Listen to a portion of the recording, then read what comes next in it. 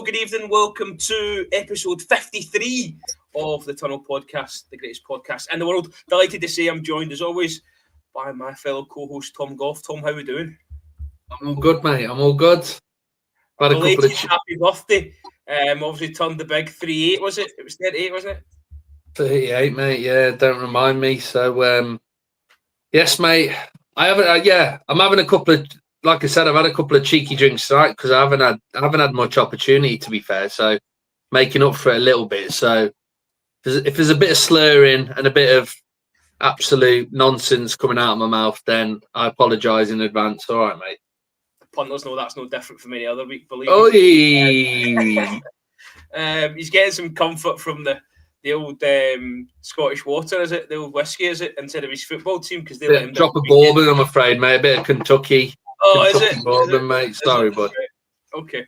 Listen, loads to talk about. Got a list as long as my army of talking points. We might not get to the last bit. We're going to do a list of players, but we'll talk about that at the end. Look, the weekend, I know it's Tuesday, but there's no midweek game, so we can kind of chew through what happened at the weekend. The real winners, you'd have to say, were Sheffield United. After sort of flexing the muscle on Friday night, Leeds collapsed on Saturday afternoon.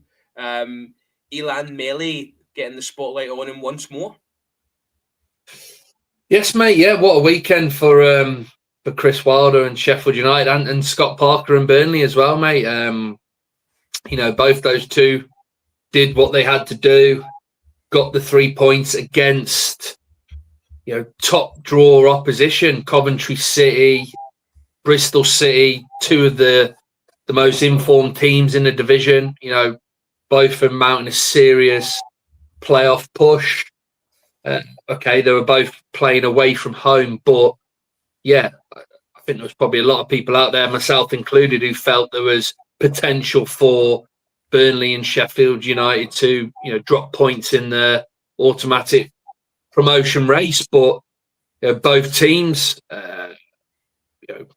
kind of, I don't know what you call it, efficiently dispose of the opposition. Sheffield United more so. That was a really impressive performance, I felt, against Frank Lampard's Coventry City.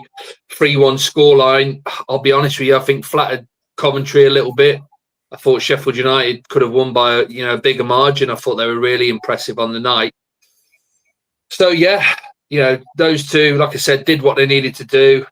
Pressures on then Leeds United. Can they, get the 3 points at home against the Swansea City team who aren't really playing for anything, are they? They're safe.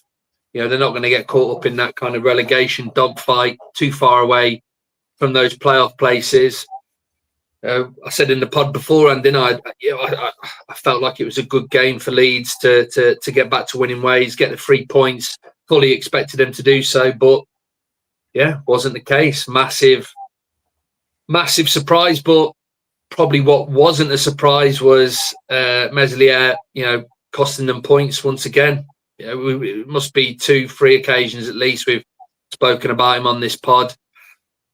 Discussed, is he potentially going to be the weak link for them? Is he going to cost them automatic promotion? And, once again, it seems like that might be the case. That's 8 points, they reckon, he's cost Leeds United this season. There's 2 at the weekend. You'll remember the last minute one up at Sunderland. Was that 2 apiece that night? Or was it 1 each? 2-2, yeah, right. Right at the end of the game, just kind of nothing shot. He fumbled, didn't he? And rebound got tapped in. And yeah, that game was quite obviously early on in the season. Then you had that night up at Hull, the 3 apiece game as well. He was culpable up there. You'd have to admit. It just, look, there's so many facets to this. I think it's quite a fascinating conversation. So I want to jump into it. Look, he came into Leeds United, I think, at 19. He was on loan initially, and then Bielsa signed him on a permanent deal. He was part of that Bielsa side that finished 9th in the Premier League.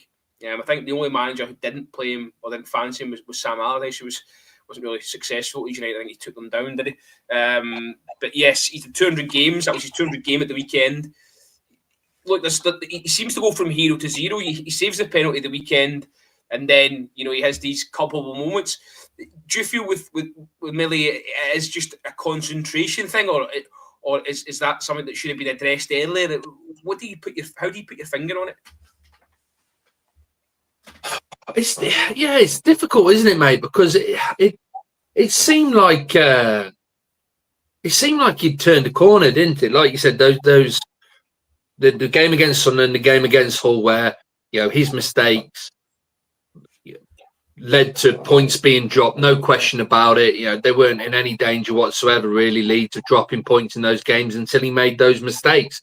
And like you said, we had a good debate, didn't we? Whether that was the time to for Farke to either back him, stick with him, give him that vote of confidence, or go with Darlow, who's the number 2 at Leeds, who's a very competent goalkeeper, especially at Championship level.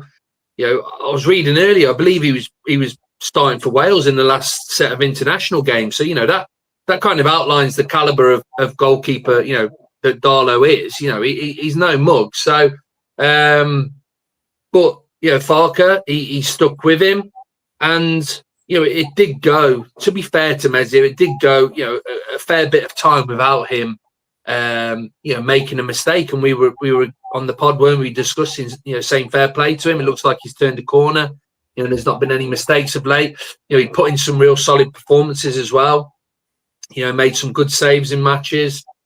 Looks like his confidence was back, but there just seems to be this element to him, doesn't there, when there's a bit of pressure in games. There was a lot of hype in the build up to that Sunderland game, based on how well Sunderland were doing at the time. They were right on the heels of Leeds in the league. And the kind of state of play at this moment in time with Burnley and Sheffield United chasing Leeds down right on their heels. Obviously, a lot of pressure going into every game now.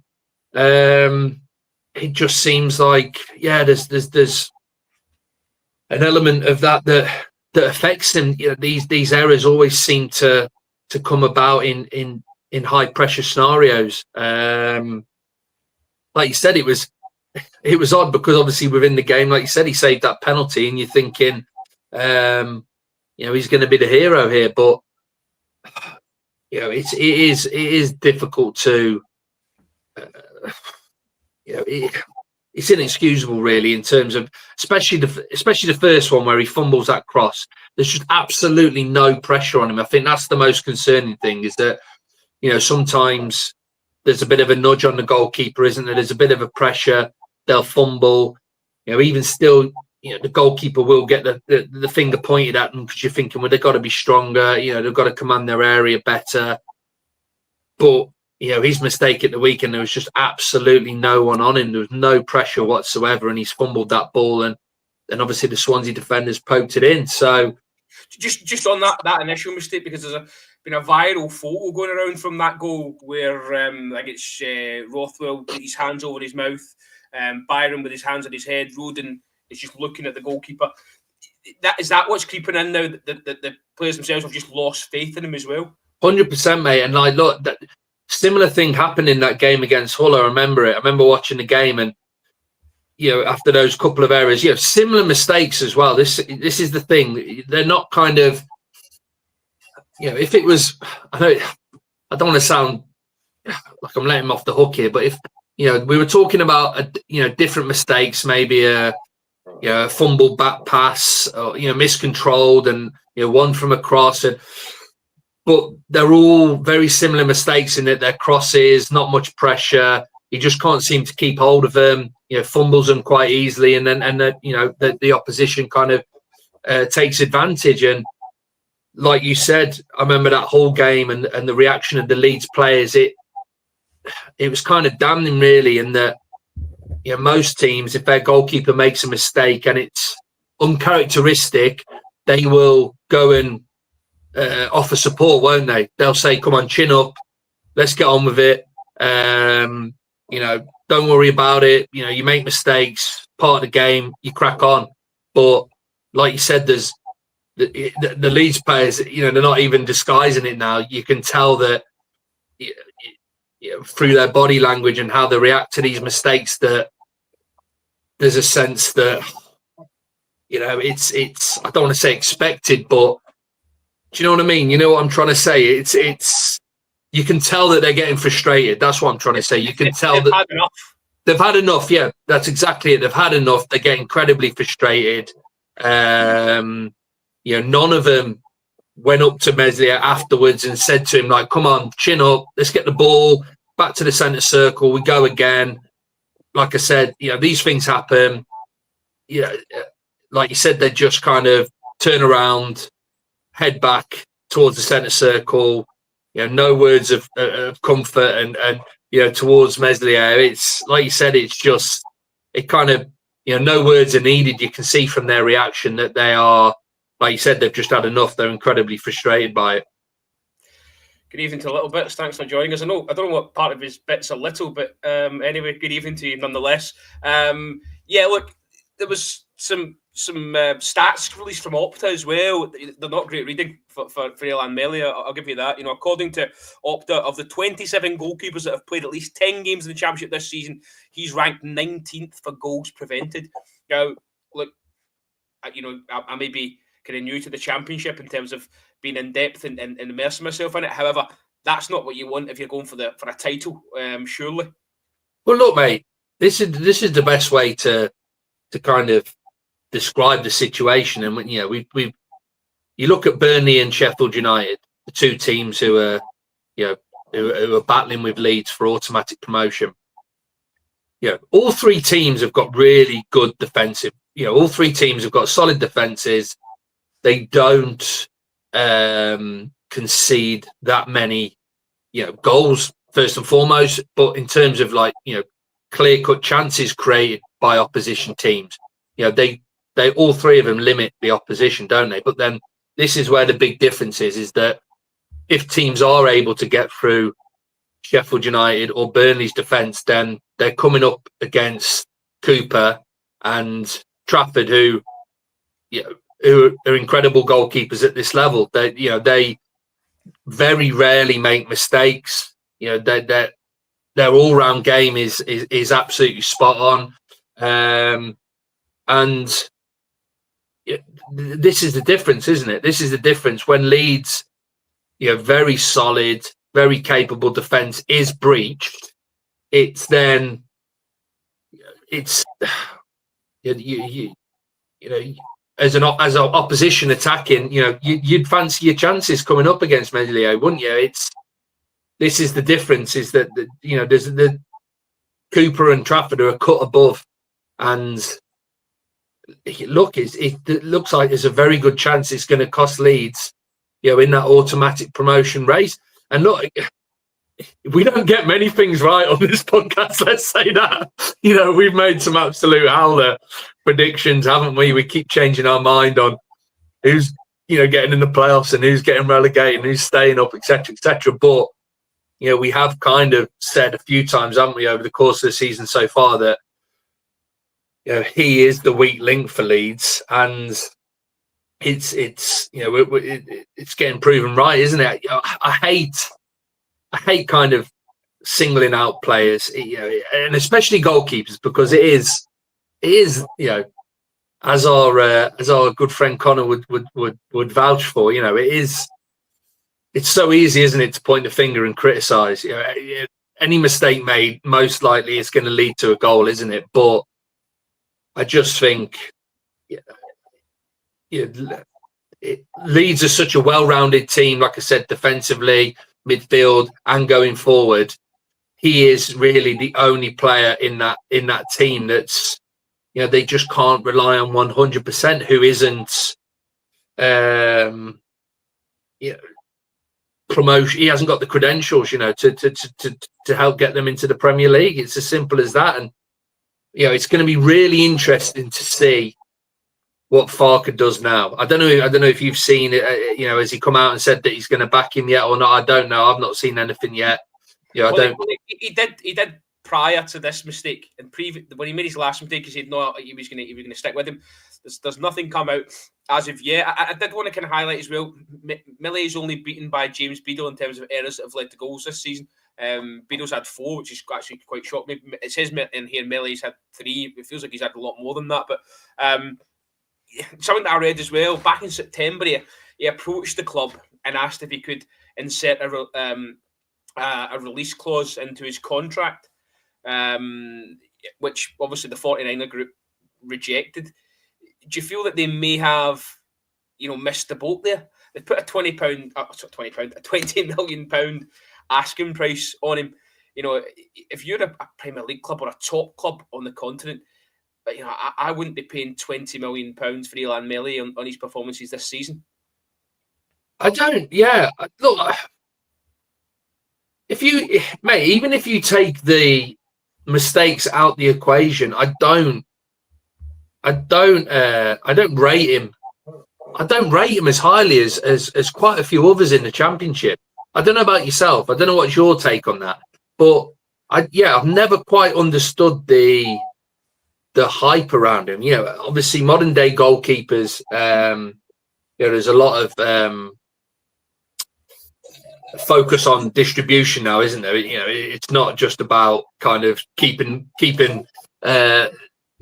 goals out the net and commanding your area and being dominant from set piece, etc. It's about how good you are now with the ball at your feet, your distribution, etc., etc. But even still, I don't think his distribution's that good, really. I do find it a little bit baffling. Some of the hype that he has received in the past. All right, he's still got a lot of years playing time left, but again, you look at Cooper and Trafford; they're still young lads. Trafford, England under-21 international. That's no excuse in my opinion. So, I don't. £20 million absolutely crazy in my opinion. I don't think he's anywhere near that in terms of valuation. And like you said, I just think I think you make a great point, actually, just about age, because when he was a Premier League goalkeeper, I used to, obviously I live in Yorkshire, so I know a lot of Leeds United fans, and I would say he's not the man for me, he's going to cost you, etc. And they would say, he's a young goalkeeper, he'll come good. And maybe, that maybe was the case, but he played consistently for 5 seasons. He's got 200 league games under his belt now. And as you say, you look at the 2 guys that are flourishing this league now, I think it comes down to personal preference. If you like Trafford or you like Michael Cooper, personally, I love Michael Cooper. I think he's the best keeper in the division, and I think he's 3 or 4 times better than Elan Meslier. So I don't think you can use age as an excuse anymore. He's played enough games now to know better, and it's the consistency of the mistakes that are happening. They're happening too regular now. We've got 7 games left, possibly 10 now for Leeds United, because they could cost themselves a top 2 spot. I'm looking at the run-in now. Leeds have got Luton, Borough, Preston, Oxford, Stoke, Bristol City and Plymouth. Sorry, Josh, we're mentioning Plymouth there, but they're all winnable games on paper, aren't they? They're all, apart from Borough away and Bristol City at home, you think they might be tested a little bit. Those are games they should be comfortable going into, saying, right, we can go and nail this top 2, but you just don't feel confident at the moment.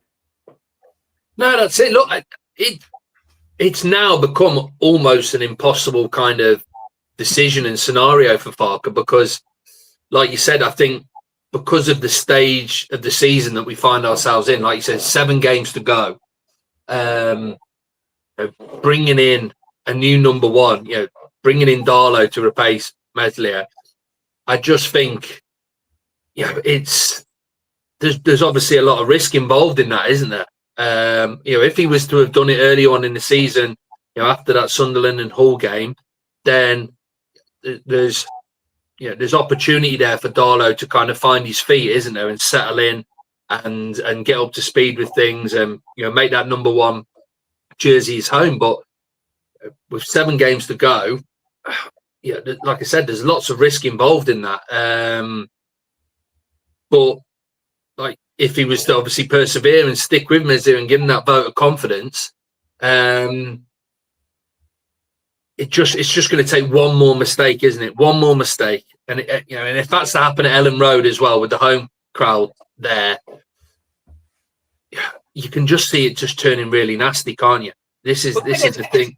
If you do stick with him in the next game, he's already lured you into a false insecurity weeks ago where he's recovered from mistakes and then cost you again. So, as you say, it's high risk, high reward, isn't it, at this stage of the season? Just on, you know, the run-in and the three teams themselves, is Leeds kind of chip card, the fact that they don't play the other two, and those other two have got to go head-to-head at Tough Moor? Yeah, well, that's the hope, isn't it? That like you said, Leeds have played all the, you know, quote unquote tough opposition, and they've got the easier running out the three teams. And like you said, Sheffield United and Burnley have got to play each other still. So yeah, I think that will be what the Leeds fans are looking at and hoping and clinging to, so to speak. But look, I've seen a lot of talk on social media since that draw with Swansea at the weekend, and it's, you know, it's just feeding. It's just feeding what we've spoken about in the past. In that Leeds, how many times in the last 3 or 4 seasons have they bowled it? This is what they've been labelled as the ultimate bottlers in the Championship, and there's a very good chance that it's going to happen once again.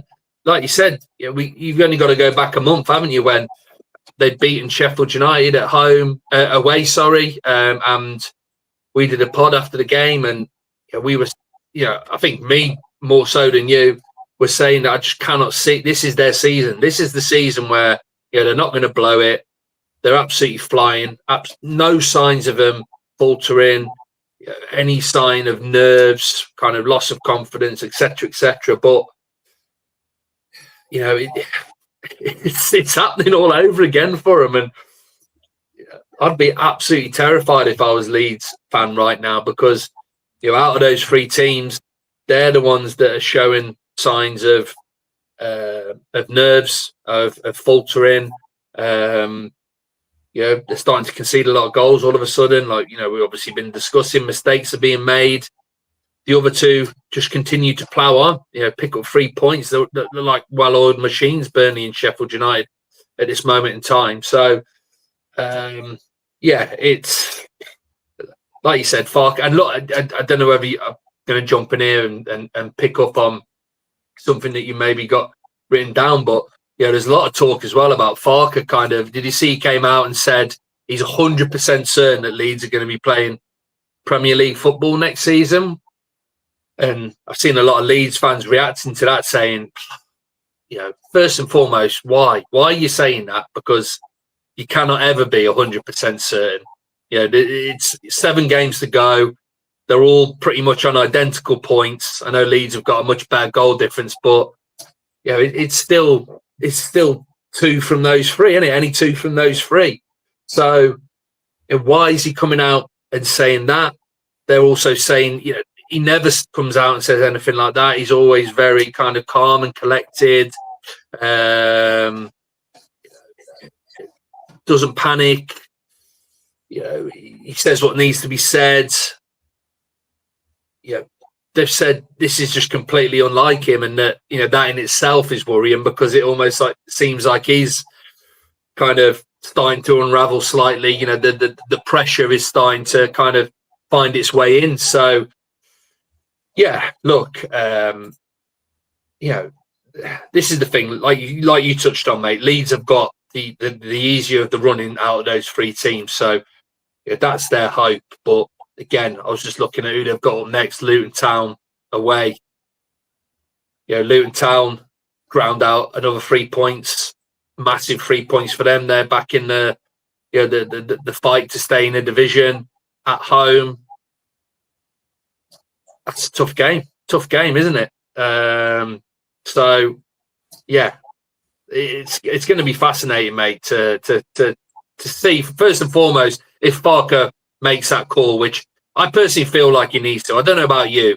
I feel like you said, risk and reward. I think the pros far outweigh the cons in terms of bringing Darlow in. And like you said, it's not like he has, played no competitive football whatsoever. We've just had the international break. He was representing Wales in that international break.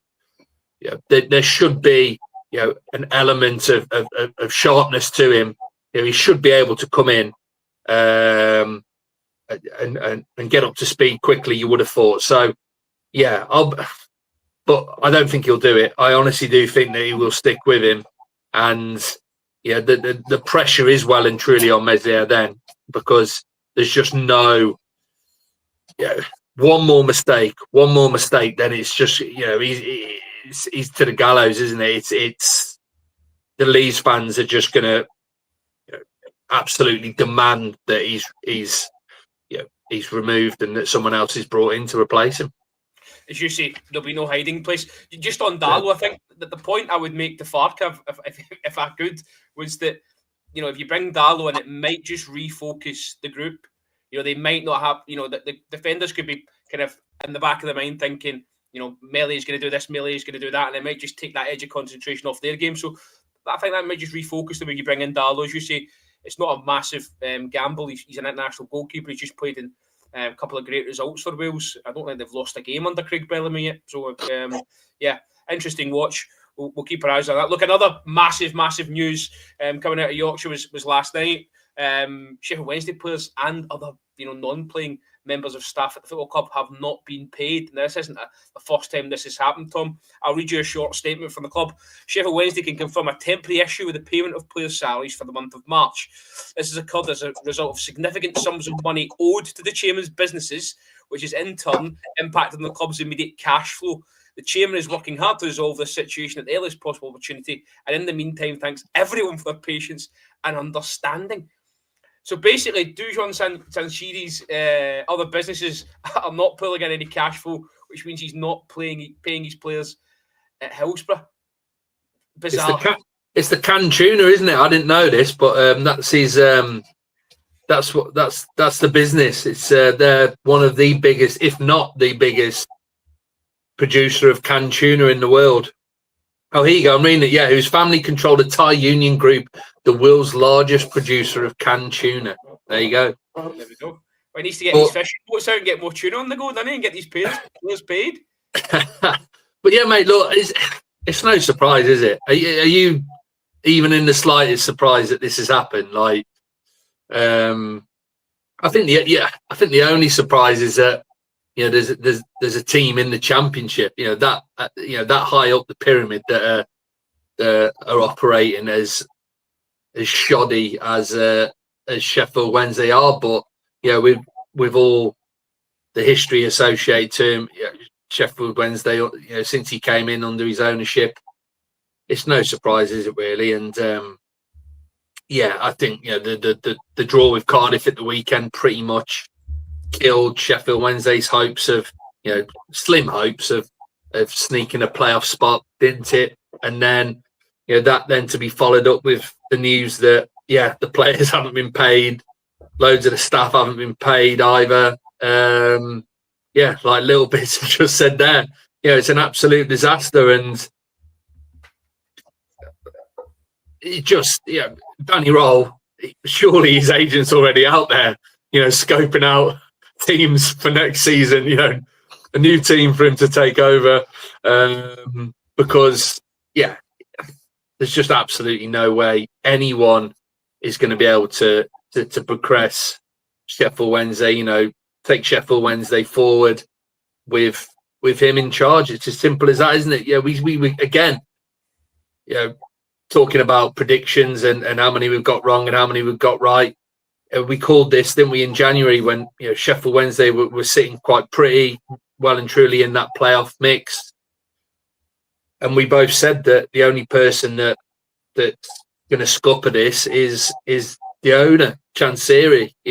He's most likely not going to back roll in the January transfer window, and that's ultimately what's going to cost them. And it's played out, hasn't it? It's exactly what's happened. They didn't strengthen enough in January, and they've kind of, don't want to say fizzled out, but they just haven't been able to keep pace with the rest of the pack. So, it's bitterly disappointing for Sheffield Wednesday fans. I think on that, it's the fans that you feel sorry for. Look, I get the players haven't been played and staff haven't been paid. I get that, but the fans themselves, the Wednesday Trust have came out tonight and said this development will understandably have left fans feeling uneasy about the club's immediate future.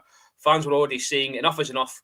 we just can't go on like this. I think another fans group, the Armed Forces Owls, they said to Shanzidi themselves, look, you either sort this out or you sell the club. Now, only 5 days ago, the Daily Mirror, they broke a story saying that there was a consortium waiting to buy the club, a US-based consortium, wanting to launch a takeover bid. Surely now is the right time for Shanzidi to sell. Surely now, he's had long enough for that club. I think a decade now in charge. And, it's not okay, they've come out of League One and that, I think we've said numerous times this season, they're punching above their weight at the moment. I think certainly that squad is a mid-table squad at best.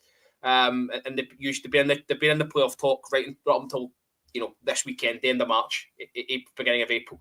But something has to change. We heard Chris Wilder after the Steel City Derby going on about how they've been overtaken in their academy and the stadium facilities. These are things that fans will hurt fans more than the kind of results in the park as well. That stadium, as much as it is an iconic stadium in this country, it's decaying. I was in there, I've been in there a couple of times this season. The facilities are from the 70s and 80s. It's brick wall urinals. It's massive, just say brick wall concourses. There's nothing pizzazz. There's no shine. That the tin roofs on the stands are rusting. Even the famous old clock, it's not telling the right time. Now, call me pedantic, but that's sad to me. That's really sad. And I just think if you're going to keep Charm, then you need to keep on top of it. But he's not doing anything at all. It seems like he's in it for himself. And again, I'm not going to cast a blanket over Asian owners, but I do feel this seems to be a theme with Asian owners. They come in full of promise. I think it happened at Birmingham City. We had originally had the Asian guy at Man City before the Arabs came in. These guys seem to come in with a load of promise, and it all ends up turning sour.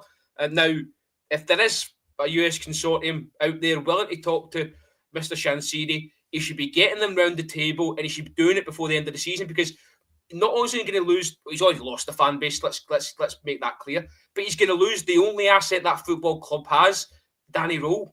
He's going to lose him in the summer if he doesn't sell the club or do something drastic. It's only going one way. And there's comments tonight where Wednesday fans are saying, next season, we're going to be down there. We're going to be in a dogfight because we're going to lose Danny Rowe and we're going to have no money to replenish this squad. Barry Bannon's not getting any younger. They're going to lose Shea Charles. Gazzama's contract is up in the air. Beadle's going to leave. He's on loan as well. So you're effectively going to have to rip it up and start again. So there's real question marks over the football club in every aspect, whether it's on the park, off the park, in the boardroom. It's really worrying times if you're a Wednesday fan. I think a lot of the performances this season have maybe papered over those cracks. Yeah, mate. Look, I can't. You've absolutely hit the nail on the head. And look, you're far better suited to comment on the situation because, like you said, you've obviously gone and seen him quite a few times this season. Your father-in-law's obviously a big Sheffield Wednesday fan, so you know the situation a lot better than me. But even a neutral kind of looking in, it's quite clear to see that it's almost like Chansiri just. He threw the towel in a long time ago. You just got to ask the question, like, why? Because, it almost seems like they're hemorrhaging money as a club.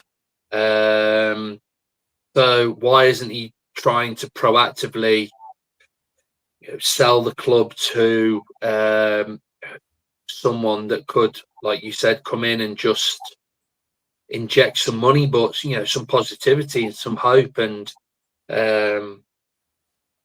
just try and, like you said, just lift the club as a whole, really. Like you said, I can understand why they are incredibly worried because, this season, there was, because of under the stewardship of Roll, there was a chance that they could get into the playoffs, and and then once you're in the playoffs, it's obviously a lottery. Then, get into the Premier League, but they've just fallen short. Like you said, they have overachieved. There's no ifs or buts about it.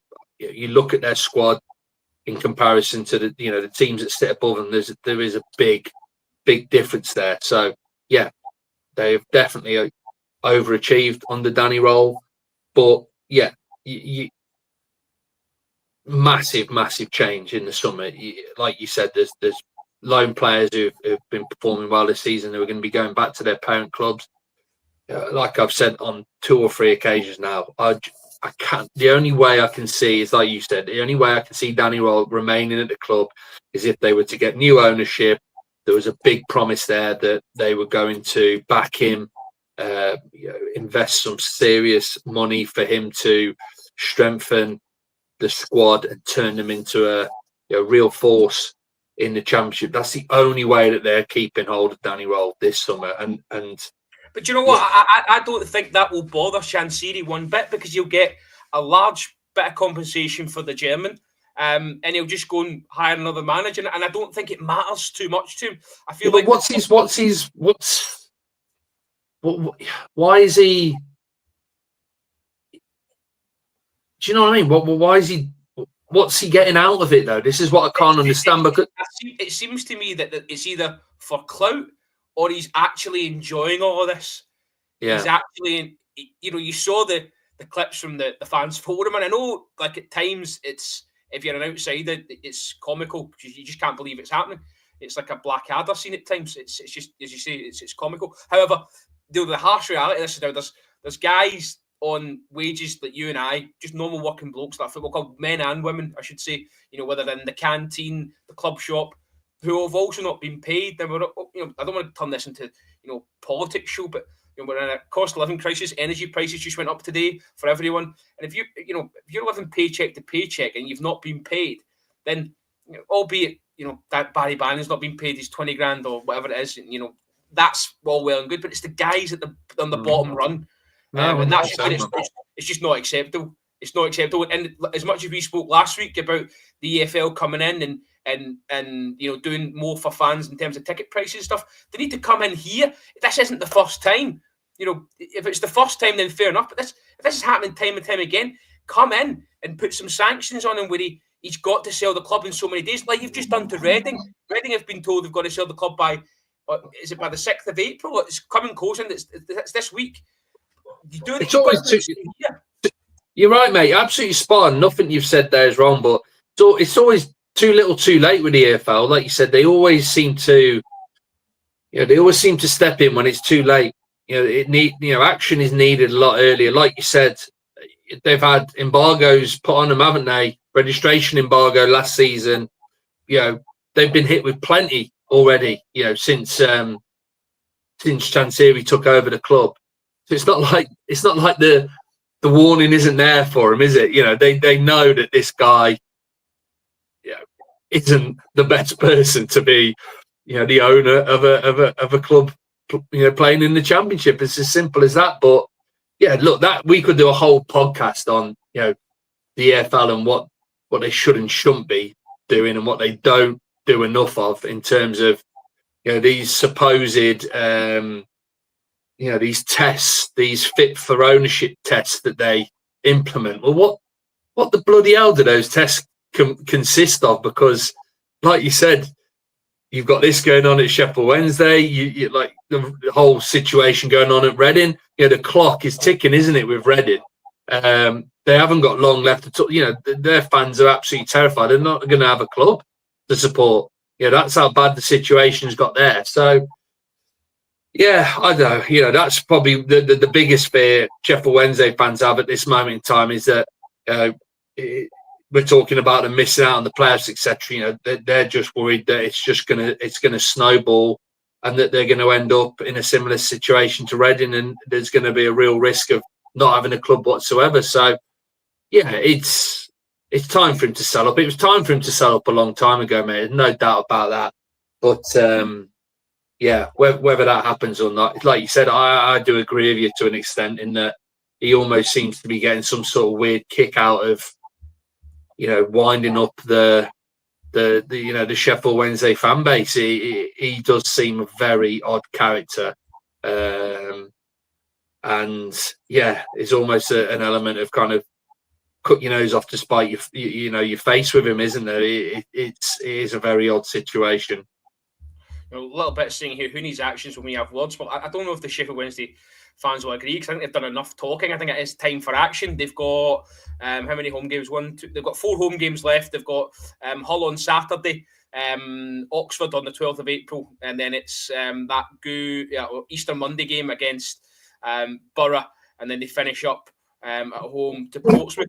I think those 4 games could be quite massive in terms of protests and what gets said outside the grounds. I know they've done bits and bobs, but I think they need to ramp it up.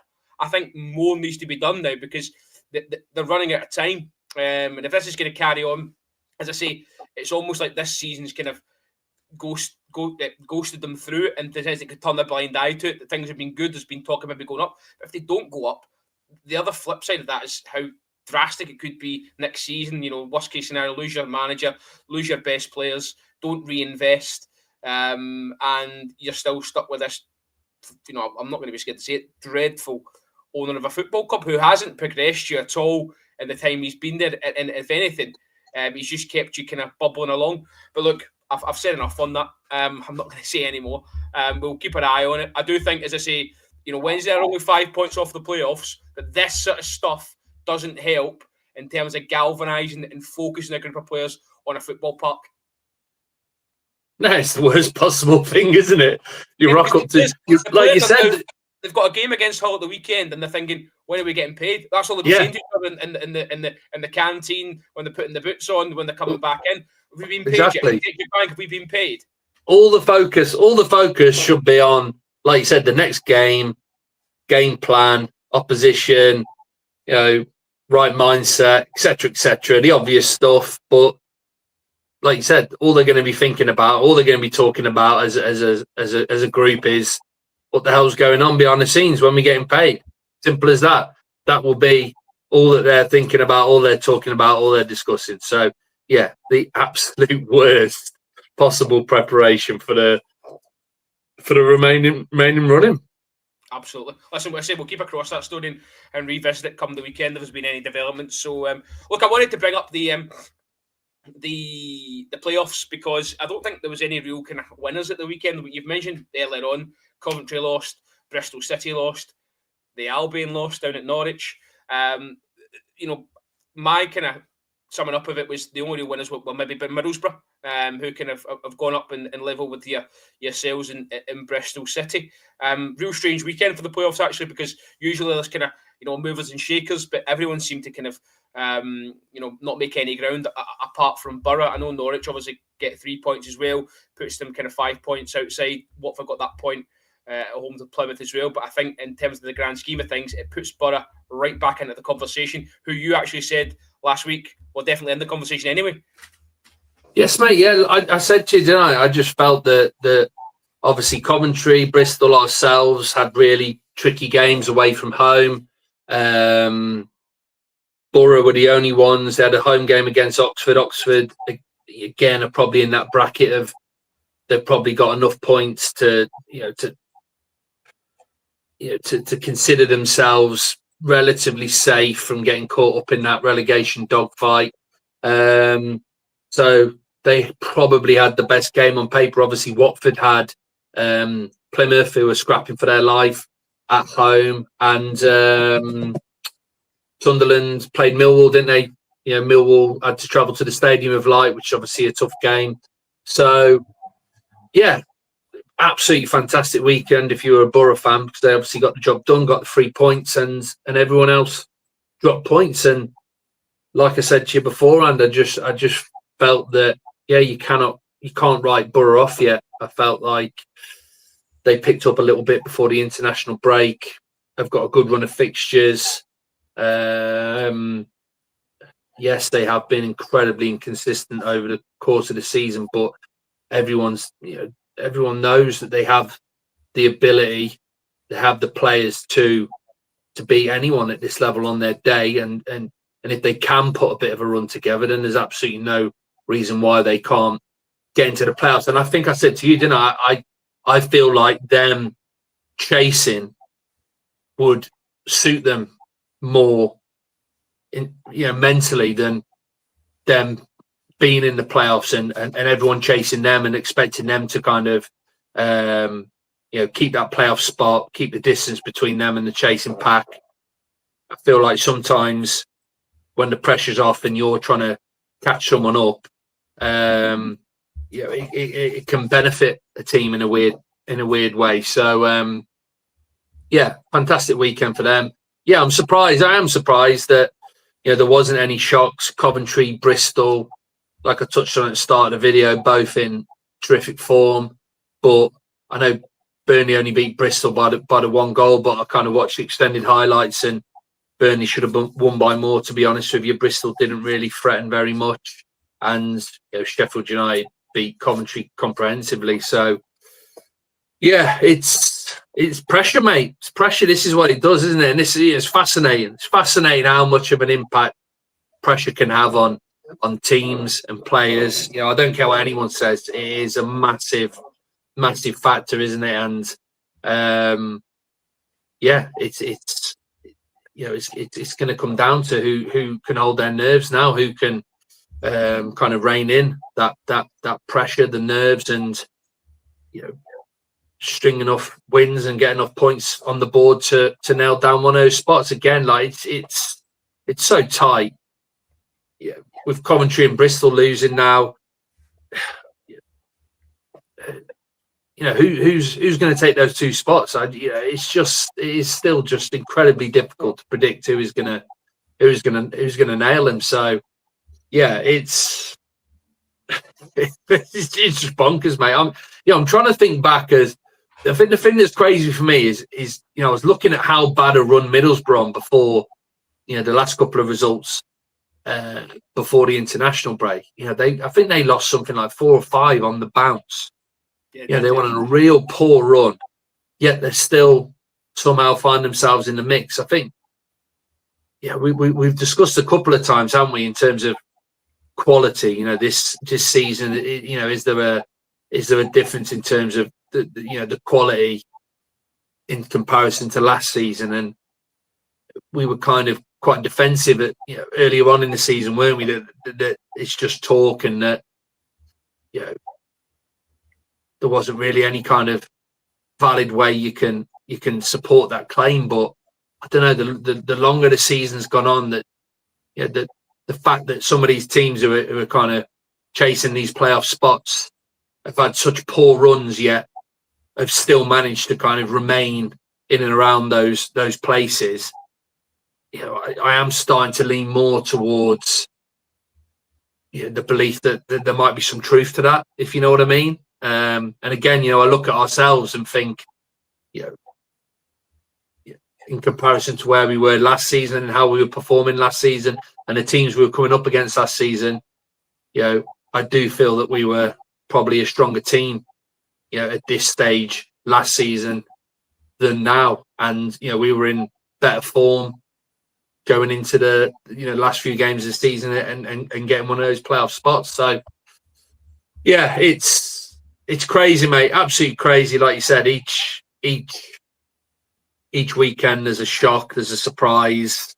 I just want to rein it into to Borough, just while we've got them on the mind, because they've got Blackburn on Friday night. Blackburn have just obviously capitulated again. We talk about Sheffield Wednesday. Their fans have asked for Rudy Gestede, is it Steve Wootton, and also Pasha, the owner's representative of the club, not to turn up to home games now. That's been rejected by the club. I think Rudy Gestede made his first appearance as head of recruitment today. Done an interview that was kind of born out of fan pressure. They've fallen away. They lost at Pompey at the weekend, as I say, 1-0. But Michael Carrick's comments after the game said, look, he said there's going to be stuttering times ahead in these last 7 games. He said that it's not going to be perfect, and he's asked the fans to stick with him. You said there about pressure. Now, every time I hear pressure, she's Alan Shearer. Pressure's for tires. I hear that comment. But as you say, it's massive at this stage because no one wants to lose an inch. Now, Borough, they've not had recognised centre-halves for a few weeks. I think Johnny Howson played centre-half at the weekend. Kelechi Iheanacho got his first goal. That could be, really imperative if he can, go on a bit of a run at this point of the season. But usually yourselves, you've not won an away game since November. Am I right in saying that? So that's a startling stat as well. Coventry, how are they going to bounce back? We know they lost to Leeds and went on and picked up. Can they do that again? It's going to test their mentality. So there's really loads of questions in this playoff mix. Yes, mate. Yeah, and again, I was looking at the fixtures for the weekend. Coventry City have got Burnley at home, and then Bristol City have got Watford at home. Who, Watford have still got a very kind of slim chance of getting in the playoffs. It's still possible for them. So they're going to be giving it absolutely everything in that game. It's look. I know, like I said, it is massive cliche, but it is just going to come down to which which of these teams, the group of players, is able to deal with that pressure better than the others. It's as simple as that. And this is the worry I have as an Albion fan, is that I can almost see that pressure creeping into the players in terms of how the games are playing out. The game against Norwich at the weekend, we started the game quite well. We were in control for large portions of the game, but then you can almost see it, the longer the game goes on, that kind of anxiety creeping in, that 20 minutes left, we haven't scored, we're not in the lead, or should we really be thinking of maybe at least taking a point from this instead of going for the 3 points, really pushing on, doing whatever it takes to try and get the win. You start thinking about playing it safe and being more conservative, etc. And that's what I'm seeing from West Brom at this moment in time. And I can only put that down to pressure. The mindset of the players.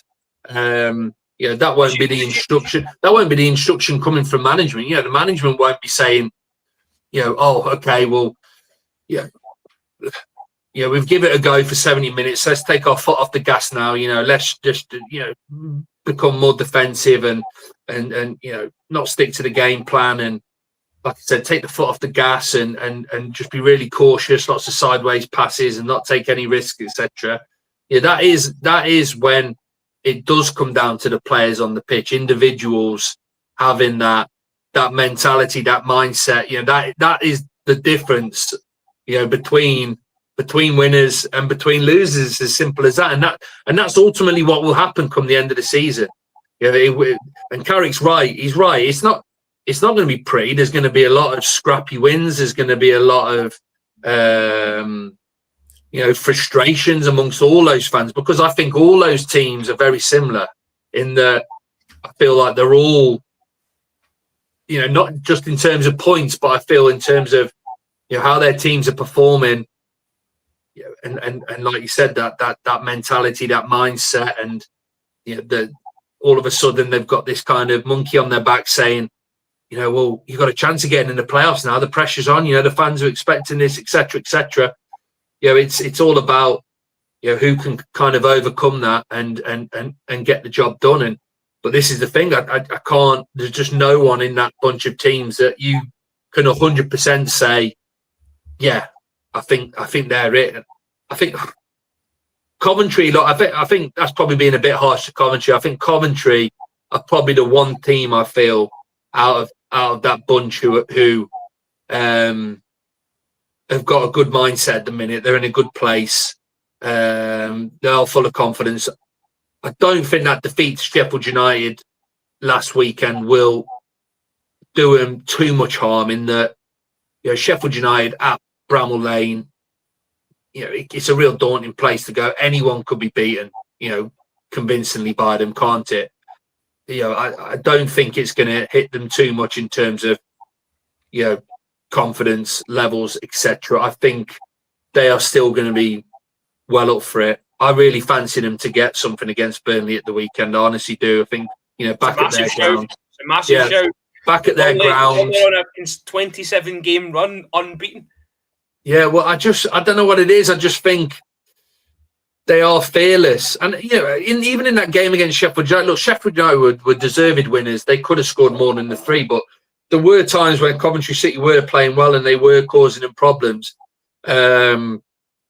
giving them a run for their money. So, yeah, I think they're going to be well up for it against Burnley. They're going to see that as a great opportunity to bounce back, get back to winning ways, get some more points on the board, try and lock down that playoff place. I think they're probably the team out of the bunch who I would. Someone said to me, now you got 100 quid and you got to stick it on one team. I'd stick it on Coventry 100%. 100%. That leads me to my last question for you on this. And out, so that leaves one spot for 3 teams, okay? We'll go Bristol City, West Brom and Borough. And I would just say out the 3, Middlesbrough seem more likely to get goals, whereas West Brom maybe seem more likely to keep clean sheets. Is that a kind of fair assumption? I don't know, mate. I don't know now. This is the thing on the Corberan, is that we were, we'd always have that kind of defensive solidity to fall back on. So if we did struggle to score, you always fancied us to keep the opposition out. Where it's not as clear cut. It's not a given under Mowbray anymore. And I'd agree with you on that 100%. This is why I said in the last pod, Middlesbrough, do not write them off. I feel like with certain players coming back as well, Conway being a massive one. I just feel you're right. I think they've got more goals in them. I think they, out of those teams, have got the ability to put a bit of a run together. I think the rest of those teams have just been too really inconsistent over the course of the season. I know Middlesbrough have had spells of real inconsistency, haven't they? But I don't know what it is. They're the team for me. I think Coventry and Borough are the favourites at this moment in time. I honestly do. I just think Bristol City's lack of experience being in this position, I think will ultimately cost them. I think, again, they probably didn't expect to be where they are at this point in time. But yeah, Borough the team for me, mate, that I'm really worried about, along with Coventry. Mate, my phone is going to die. I'm going to run and get my charger quickly. All right. No. Listen, we'll call it a night there. So we're on 57. We'll get you through it. Don't worry about that.